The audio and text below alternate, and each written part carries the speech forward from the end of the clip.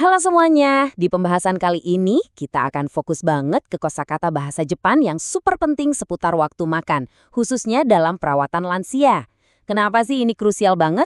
Simpel aja, komunikasi yang jelas dan lancar itu adalah fondasi utama untuk perawatan yang aman, nyaman, dan pastinya penuh kepedulian.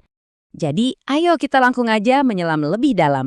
Kata-kata yang bakal kita pelajari ini bukan cuma buat dihafal loh. Anggap aja ini sebagai alat tempur kita yang paling penting di lapangan. Ini adalah jembatan buat kita ngerti apa kebutuhan mereka, mastiin mereka aman, dan yang terpenting, ngebangun hubungan yang tulus.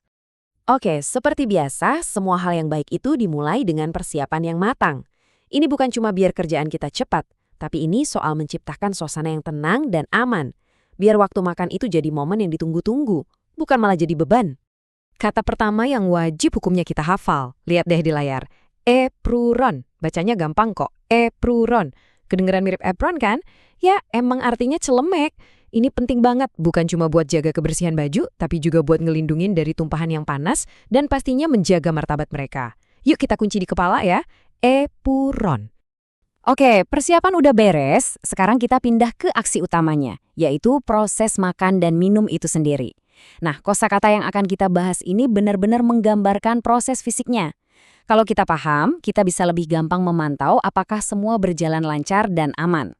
Siap-siap ya, kata yang satu ini bakal sering banget Anda dengar. Nomikomi, dibaca nomikomi, artinya menelan.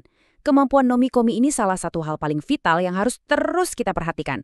Pertanyaan kayak, sudah dinomikomi? Itu bakal jadi rutinitas. Coba ucapkan yang jelas ya. Nomikomi. Selanjutnya, ada kata yang penting banget, terutama buat dicatat di laporan harian. Suibun hokyu, dibaca suibun hokyu, artinya asupan cairan atau hidrasi. Kita semua tahu, lansia itu rentan banget sama dehidrasi. Jadi mastiin suibun hokyu mereka cukup, itu udah jadi prioritas nomor 1. Nah, sekarang kita masuk ke bagian yang butuh kewaspadaan tingkat tinggi, keselamatan.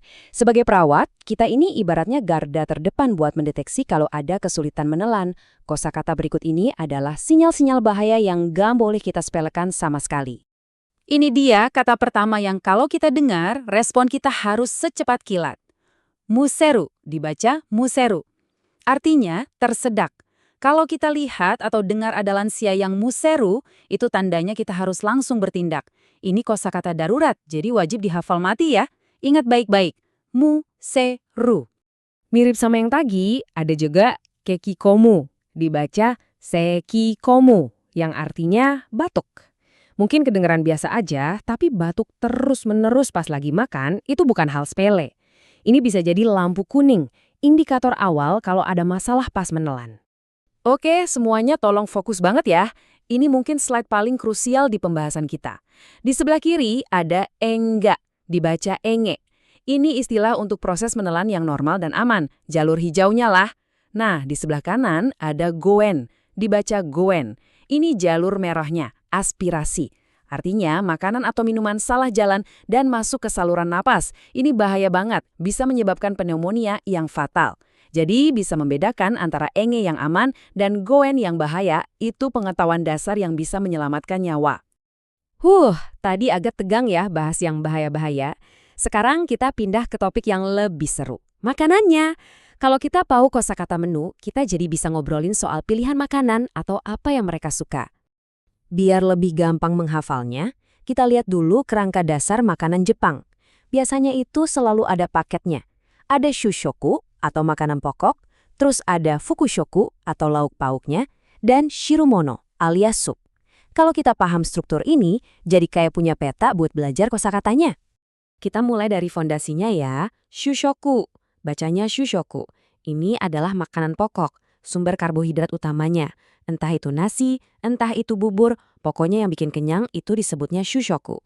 Contoh shushoku yang paling umum sejagat raya, ya tentu saja, gohan. Dibaca gohan yang artinya nasi putih. Percaya deh, kata ini bakal kita pakai dan kita dengar setiap hari, tanpa kecuali. Gampang banget kan? Gohan. Kalau udah ada nasi, harus ada temennya dong. Nah, lauk itu bahasa Jepangnya fukushoku. Dibaca fukushoku. Ini pendamping si nasi, sumber protein dan nutrisi lainnya. Variasinya, wah banyak banget. Salah satu contoh fukushoku yang paling sering ada di menu panti jompo itu yakisakana. Dibaca yakisakana, artinya ikan bakar. Ini pilihan yang pas banget. Sehat, enak, dan ngolahnya juga nggak ribet. Nah, contoh lauk populer lainnya adalah nimono. Dibaca nimono. Ini tuh aneka bahan yang direbus pelan-pelan pakai bumbu. Karena direbus lama, teksturnya jadi lembut banget. Jadi cocok buat lansia yang mungkin giginya udah nggak kuat buat ngunyah. Elemen ketiga yang nggak boleh ketinggalan itu shirumono. Dibaca shirumono. Artinya sup. Biasanya sih sup miso ya. Fungsinya penting banget loh. Sup ini bantu ngelembapin makanan di mulut jadi lebih gampang dan licin pas ditelan. Tentu dong, makan enak seringnya ditutup sama minuman dan hidangan penutup yang ringan. Yuk kita kuasai beberapa kosakata terakhir yang relevan. Sedikit lagi. Minuman standar di Jepang itu cuma satu, ocha, dibaca ocha. Secara umum ini artinya teh hijau. Mau panas atau dingin, hampir setiap saat minuman ini pasti ada. Eits, tapi ada alternatif yang populer banget apalagi untuk lansia, yaitu mugicha, dibaca mugicha atau teh gandum. Poin utamanya apa? Mugicha ini bebas kafein, jadi lebih aman dan bikin tenang. Buat hidangan penutupnya, kita bakal sering banget nemuin yogurt, dibaca yoguruto. Yap, bener banget, yogurt. Teksturnya lembut, gampang ditelan, bagus juga buat pencernaan. Pilihan penutup yang paling umum deh pokoknya. Jadi, inilah semua kosakata esensial kita. Menguasai kata-kata ini tuh lebih dari sekedar belajar bahasa loh.